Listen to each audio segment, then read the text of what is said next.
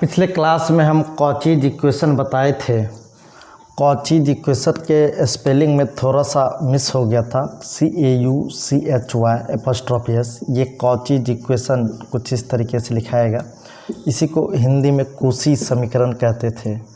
कुशी का समीकरण, ये कुशी का समीकरण क्या होता था, जैसे किसी भी माध्यम का जो अपवर्तनांक है ये किरण के तरंगदैर्घ्य पर डिपेंड करता था। तो a plus B by lambda square plus C by lambda to the power 4 plus dot dot dot dot इस तरीके से होता था। और म्यू क्या था, किसी माध्यम का अपवर्तनांक था।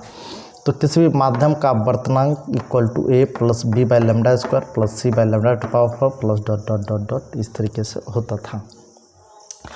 अब हम देखेंगे कि इसी अपवर्तनांक की वजह से ये श्वेत रंग 7 अलग अलग रंगों में विभक्त हो जाती है।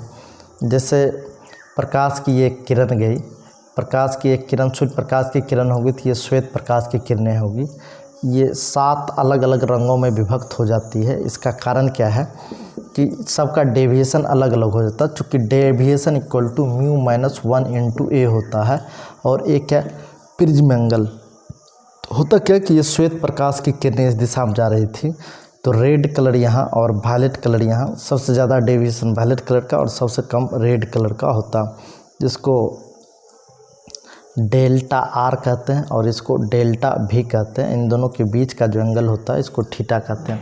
ये 7 रंगों में विभक्त होने की जो घटना है इसको वर्ण विक्षेपण कहते हैं। तो रेड कलर का चूँकि वेवलेंथ सबसे ज़्यादा होता है तो अपवर्तनांक सबसे कम आएगा, चूँकि ज़्यादा संख्या से डिवाइड करेंगे तो अपवर्तनांक कम आएगा, तो डेविएशन भी कम होगा।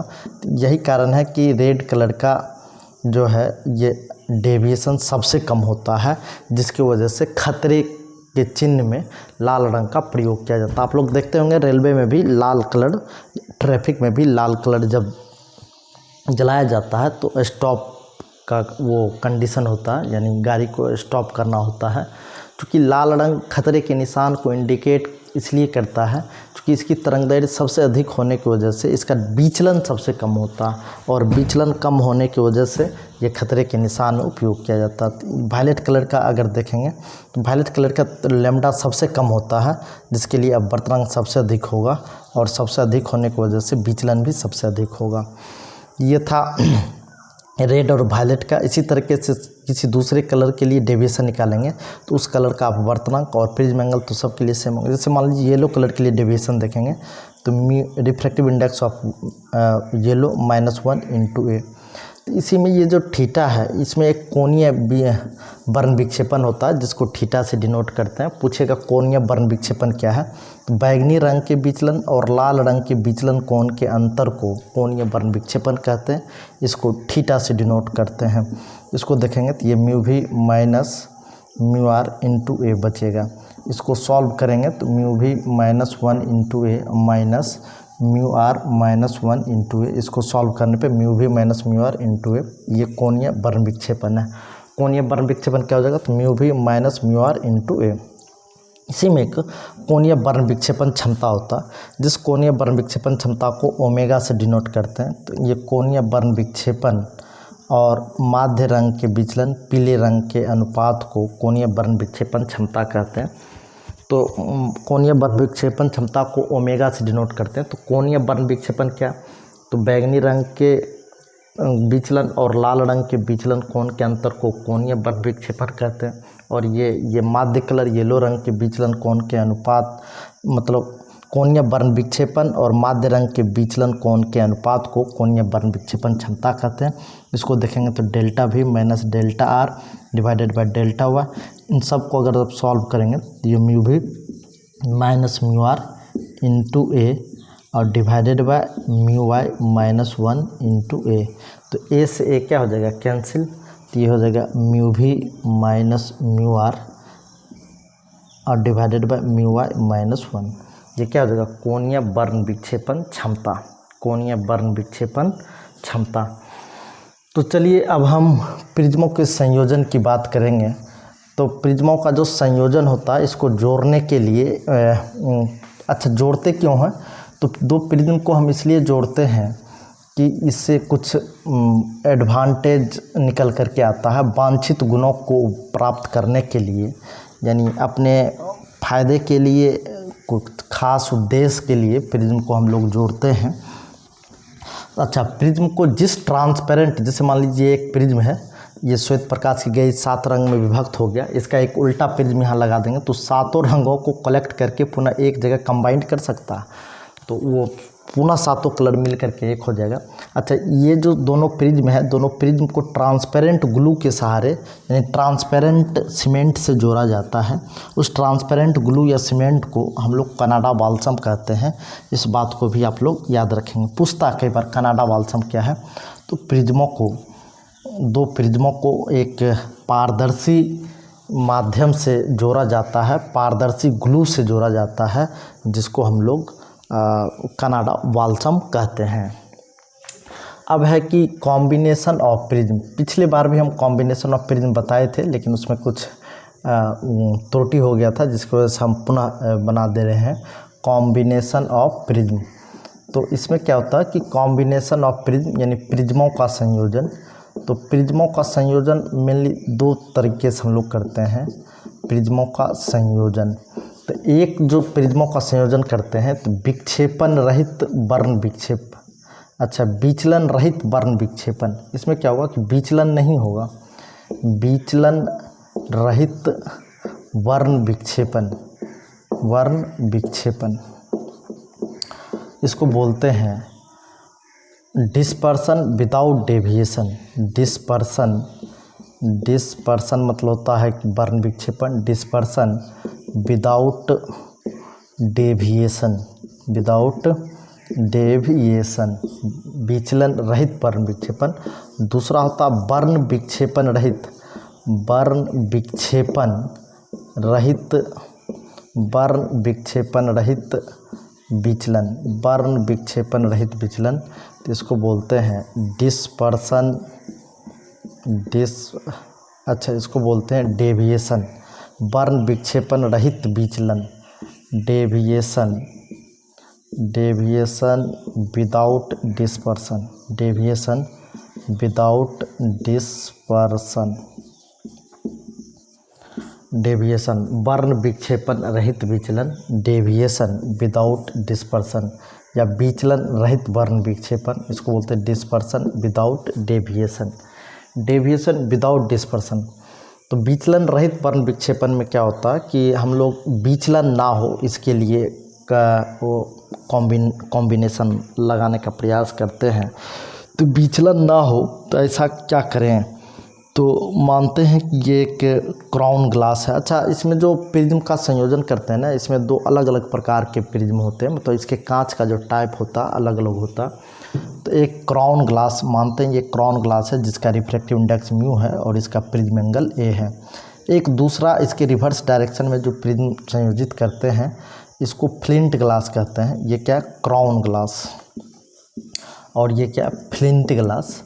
और इस फ्लिंट ग्लास का जो रिफ्रैक्टिव इंडेक्स है इसको म्यू डैश कहते हैं, और इसका जो प्रिज्म एंगल है, ये प्रिज्म एंगल कितना हो जाएगा, तो ये प्रिज्म एंगल ए डैश हो जाएगा, प्रिज्म एंगल ए डैश और रिफ्रैक्टिव इंडेक्स म्यू डैश। जैसे ये प्रकाश की किरणें गई तो ये प्रकाश की किरणें बिना विचलित हुए आर पार चली जाती है। ये प्रकाश की किरणें बिना विचलित हुए आर पार चली जाती है, ठीक।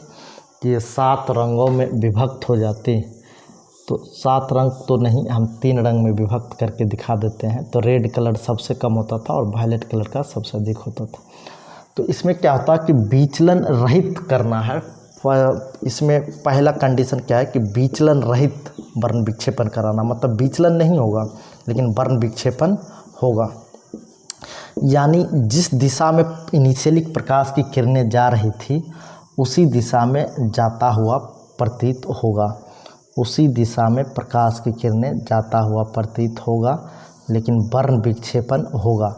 ये 7 रंगों में विभक्त तो हो ही जाएगा, लेकिन इसका जो माध्य कलर है कौन, येलो कलर, येलो कलर चूँकि माध्य कलर इस श्वेत प्रकाश के समानांतर जाता हुआ प्रतीत आएगा, मतलब यहाँ कोई डेविएशन नहीं होगा। तो चलिए इसके लिए हम बात करते हैं। तो होता क्या है कि वर्ण विक्षेपण जैसे ही होगा तो 7 रंग तो अलग अलग होगा ही, 7 रंग तो अलग अलग होगा ही, तो कुछ न कुछ किरण तो इसको क्रॉस कर ही देगा। लेकिन इसका जो औसत कलर है ये येलो कलर माना जाएगा, यानी औसतन माध्य। औसत कलर येलो कलर को माना जाता, तो येलो कलर का विचलन नहीं के बराबर होता, यानी माध्य रंग का विचलन नहीं के बराबर होता। तो ये किरण जिस दिशा में जा रही थी इनिशियली, श्वेत प्रकाश की किरणें इनिशियली जिस दिशा में जा रही थी लगभग उसी दिशा में पीले कलर भी जा रही है, यानी औसत कलर का विचलन नहीं हुआ। तो हम क्राउन ग्लास के लिए सबसे पहले हम इक्वेशन लिखना चाहेंगे क्राउन ग्लास के लिए। तो क्राउन ग्लास के लिए अगर हम इक्वेशन लिखें तो क्या लिखाएगा, delta equal to mu minus 1 into A. तो रेड कलर के लिए delta R equal to mu R minus 1 into A. इसी तरीके से वायलेट कलर के लिए mu V minus 1 into A, और येलो कलर के लिए डेल्टा वाई इक्वल टू ये mu Y minus 1 into A. तो इसमें वर्ण विक्षेपण को अगर थीटा माने तो delta V minus delta are, इन सब का वैल्यू सॉल्व करने के बाद ये आएगा mu V minus mu R into A. ये था वर्ण विक्षेपण। क्राउन ग्लास के लिए ये सब बात हुई है। किस ग्लास के लिए बात हुई, क्राउन ग्लास के लिए। इसी तरीके से हम फ्लिंट ग्लास के लिए भी कैलकुलेशन करेंगे। फ्लिंट ग्लास के लिए, तो फ्लिंट ग्लास के लिए क्या है कि उसका वर्तनांक हमने म्यू डैश माना है, तो इसके डेविएशन को डेल्टा डैश मानेंगे। तो delta dash equal to mu dash minus 1 into A. तो यहाँ भी रेड कलर के लिए म्यू डैश आर माइनस 1 और ए, और डेल्टा वायलेट कलर के लिए mu dash V minus 1 into A dash. चूँकि इसके प्रिज्म कोण को हमने ए डैश माना है तो यहाँ भी हर जगह ए डैश करेंगे। और येलो कलर के लिए भी अगर देखेंगे तो mu dash Y minus 1 into A dash. तो थीटा डैश इक्वल टू क्या होगा, delta dash V minus delta dash R. ये हो जाएगा mu dash V minus mu dash R into A dash. ये थीटा डैश मतलब वर्ण विक्षेपण। अच्छा देखेंगे कि इसमें वर्ण, अच्छा विचलन रहित वर्ण विक्षेपण था, तो कुल विचलन हम देखना चाहेंगे, कुल विचलन कितना होगा। तो कुल विचलन, इसको हम लोग डेल्टा से अगर डिनोट करेंगे तो कुल विचलन या परिणामी विचलन। तो विचलन एक्चुअल में सारे कलर का अलग अलग है, तो हम माध्य रंग का विचलन लेके चलते हैं। तो ये delta Y plus delta dash Y, क्यों, क्योंकि माध्य रंग का विचलन ही लेके चलेंगे। तो अच्छा विचलन रहित है तो ये भी क्या हो जाएगा, जीरो। क्यों विचलन जीरो क्यों कर देंगे, क्योंकि ये विचलन रहित होना है। तो mu dash minus 1 into A dash. चूँकि विचलन रहित है तो विचलन रहित का मतलब, विचलन रहित का मतलब विचलन कितना हो जाएगा, विचलन ये शून्य हो जाएगा। तो ये क्या हो जाएगा, minus mu dash minus 1 into A dash equal to mu Y minus 1 into A. तो ए डैश बटे ए इक्वल टू क्या हो जाएगा, minus mu Y minus 1 divided by mu dash minus 1 minus 1। तो ए डैश बटे A is equal to this much, A dash बटे A is equal to this much. अच्छा इसमें क्या था कि पहली बार विचलन रहित वर्ण विक्षेपण करना था, तो अब परिणामी वर्ण विक्षेपण कितना होगा। तो परिणामी वर्ण विक्षेपण को अब जोड़ दिया जाएगा, परिणामी वर्ण विक्षेपण कितना होगा यहाँ निकल के आ जाएगा। तो परिणामी वर्ण विक्षेपण में दोनों को, अच्छा ये क्या है कि विचलन नहीं होगा तो ए डैश बटे ए का, यानी दोनों के प्रिज्म कोण का अनुपात इस अनुपात के बराबर होगा। या जब कभी भी दो प्रिज्मों के प्रिज्म कोण का अनुपात इसके बराबर है, अर्थात वहाँ विचलन नहीं होगा, यानी विचलन रहित है वो। माध्य रंग यानी पीले कलर और इनिशियली जो श्वेत प्रकाश जिस दिशा में जा रही थी उन दोनों के बीच कोई एंगल नहीं बनेगा, दोनों लगभग समानांतर दिशा में जाता हुआ प्रतीत होगा। अब है कि परिणामी वर्ण विक्षेपण कितना होगा। तो परिणामी वर्ण विक्षेपण की अगर हम बात करते हैं, परिणामी वर्ण विक्षेपण, तो एक का वर्ण विक्षेपण थीटा हुआ था, दूसरे का वर्ण विक्षेपण थीटा 10। तो थीटा इक्वल टू कितना हो जाएगा, mu V minus mu R into A, और ये प्लस इसका वर्ण विक्षेपण कितना है, तो mu dash V minus mu dash R into A dash. ये क्या करेंगे, mu V minus mu R into A common ले लें, तो ये 1 प्लस ये mu dash V minus mu dash R divided by mu V minus mu R, और into क्या हो जाएगा ए डैश बटे ए। तो ये mu V minus mu R into A is equal to 1 plus mu dash बटे भी माइनस म्यू डैश बटे R, ये mu V minus mu R. ये ए डैश बटे ए का अनुपात यहाँ से ले जाके लिख देंगे। तो ए डैश बटे ए का जो अनुपात है ये mu Y minus 1 divided by mu dash Y minus 1। ये तो प्लस गुना माइनस, यहाँ से माइनस से rearrange होके आएगा। तो ये प्लस इंटू माइनस, तो माइनस, और इसको ऊपर ले जाके लिख देते हैं। तो mu dash V minus mu dash R divided by mu dash Y minus 1 divided by mu V minus mu R. ये डिवाइड के नीचे डिवाइड कर देते हैं। तो mu V minus mu R divided by mu Y minus 1। तो ये कुछ इस तरीके से आएगा। तो ये क्या हो जाएगा mu V minus mu R into A, ये इंटू 1 माइनस, इसको हम लोग क्या लिखेंगे, इसको mu dash V minus mu dash are बटे म्यू डैश वाई। इसको कोणीय बर्न विक्षेपण क्षमता कहते हैं। ये फ्लिंट ग्लास के लिए कोणीय बर्न विक्षेपण क्षमता होगा और ये क्राउन ग्लास के लिए बर्न विक्षेपण क्षमता होगा। तो परिणामी बर्न विक्षेपण जो है, कुल बर्न विक्षेपण इतना ही होगा। तो ये क्या था, कॉम्बिनेशन था बर्न विक्षेपण रहित, विचलन रहित बर्न विक्षेपण। अगर प्रिज्मों में विचलन नहीं होना है तो प्रिज्म कोणों का अनुपात इतना होगा और परिणामी बर्न विक्षेपण इतना होगा। तो ये था विचलन रहित बर्न विक्षेपण। अब हम प्रिज्मों का संयोजन कुछ इस तरीके से करना चाहें कि वहाँ बर्न विक्षेपण रहित विचलन हो, मतलब बर्न विक्षेपण नहीं हो लेकिन विचलन हो, तो उसके लिए क्या सब कंडीशंस आएगा या विचलन कितना होगा, तो उसके लिए भी हम बात करते हैं।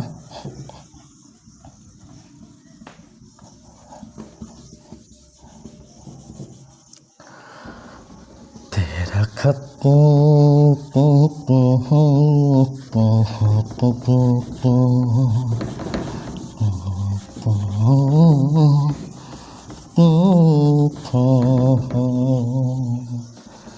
ये मिटने में तो भारी परेशानी है।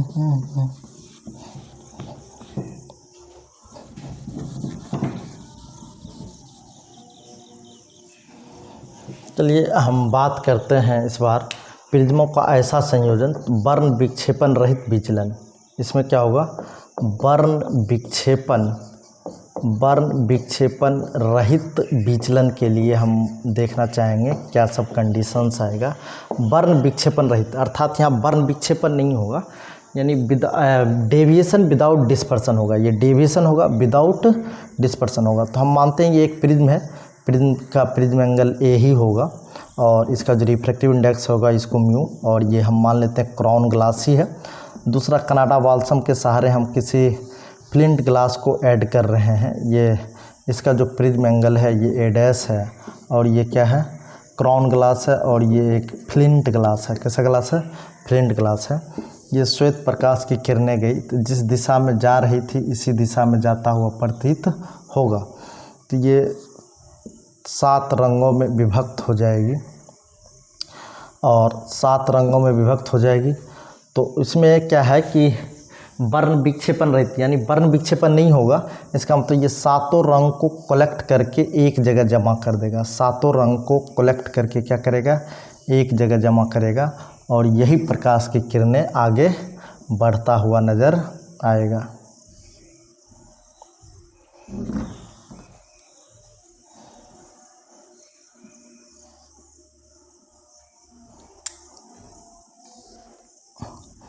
तो ये जो प्रकाश की किरणें हैं इसमें कुछ न कुछ तो एंगल बनेगा ही बनेगा।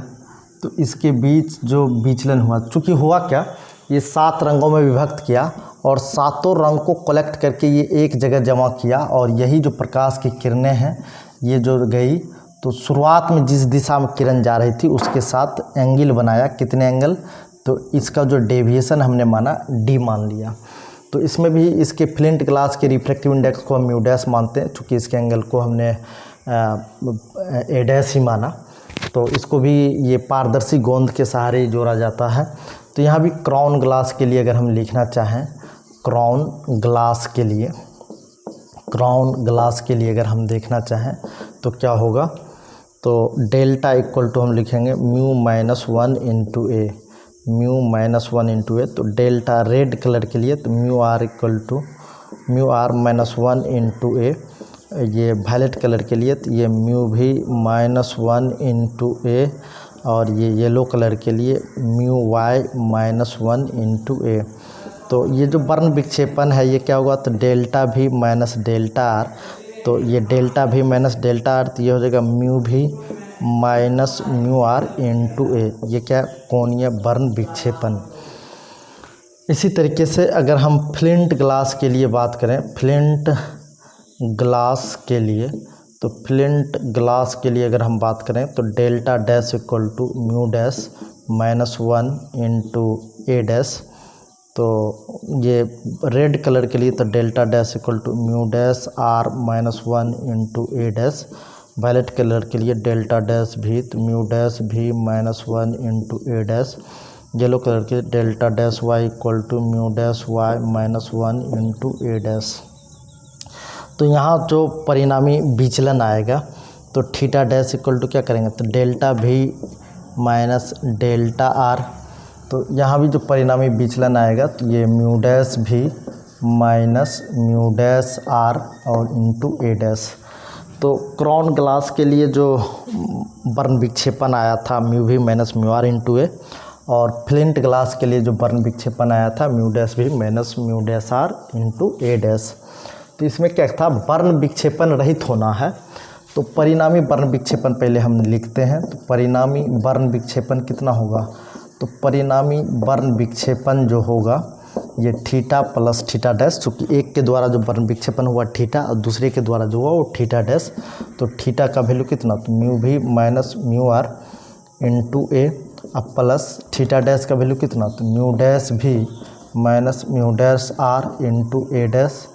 तो अच्छा, वर्ण विक्षेपन रहित, तो वर्ण विक्षेपन रहित है तो इसका मतलब वर्ण विक्षेपन 0 होगा, तो वर्ण विक्षेपन 0 होगा। वर्ण विक्षेपन रहित का मतलब ही हो गया कि वर्ण विक्षेपन का मान क्या होगा, 0 होगा।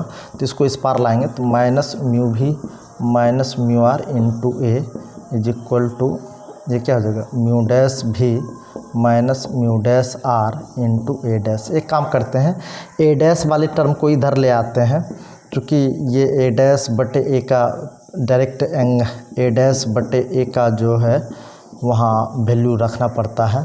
तो mu V minus mu R divided by, इसको उधर ले जाएंगे तो mu dash V minus mu dash R, ये नेगेटिव उधर चला जाएगा तो ये आएगा माइनस ए डैश बटे ए का रेशियो इतना। अर्थात ये है कि जब कभी भी वर्ण विक्षेपन नहीं होगा, यानी प्रिज्मों के संयोजन के बाद वर्ण विक्षेपन नहीं होगा, इसका मतलब इसके प्रिज्म कोणों का अनुपात इस अनुपात के बराबर होगा। मतलब ए डैश फ्लिंट ग्लास और फ्लिंट ग्लास और क्राउन ग्लास के प्रिज्म कोण का अनुपात इन दोनों के वर्तनांक के अनुपात के बराबर होगा। लेकिन इसमें पूछेगा कि परिणामी विचलन कितना हुआ, तो देखो वर्ण विक्षेपन रहित यानी वर्ण विक्षेपन तो 0 हुआ, ये बात तो सही है, लेकिन विचलन तो हुआ, तो परिणामी विचलन कितना होगा। तो परिणामी विचलन के लिए पुनः जो हम लिखेंगे, माध्य कलर का विचलन लेके चलते हैं। तो एक येलो कलर का विचलन और दूसरे का भी येलो कलर का विचलन, तो ये प्लस करते हैं, ये हो जाएगा mu Y minus 1 into A plus mu dash minus 1 into A dash.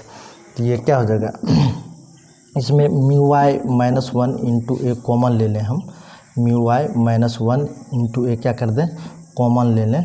तो ये हो जाएगा 1 plus mu dash minus 1 divide into A dash divided by mu minus 1 into A. ये इस तरीके से ए डैश बटे ए। तो ए डैश बटे ए का जो अनुपात होगा ये कितना होगा, तो ए डैश बटे ए, तो ए डैश बटे ए का अनुपात वहाँ ले जाके हम लोग रख देंगे। तो ये कितना हो जाएगा, तो mu Y minus 1 into A और ये 1। तो इसको देखते हैं, इसको वैल्यू रखने पे क्या आएगा, ये क्या है म्यू, अच्छा ये येलो कलर का था, येलो कलर के लिए हम लिखेंगे, ये येलो कलर के लिए है, ये भी येलो कलर के लिए है। तो 1 plus mu dash Y minus 1 divided by mu Y minus 1। अच्छा ए डैश बटे ए, तो ए डैश बटे ए, तो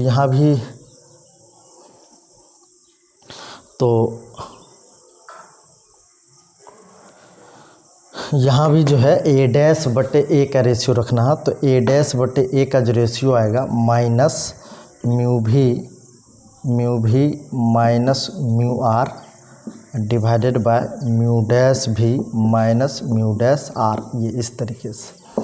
तो अब प्लस गुना माइनस, तो प्लस गुना माइनस क्या हो जाएगा माइनस, या इसको यहीं से मल्टीप्लाई कर देते हैं इनटू करके।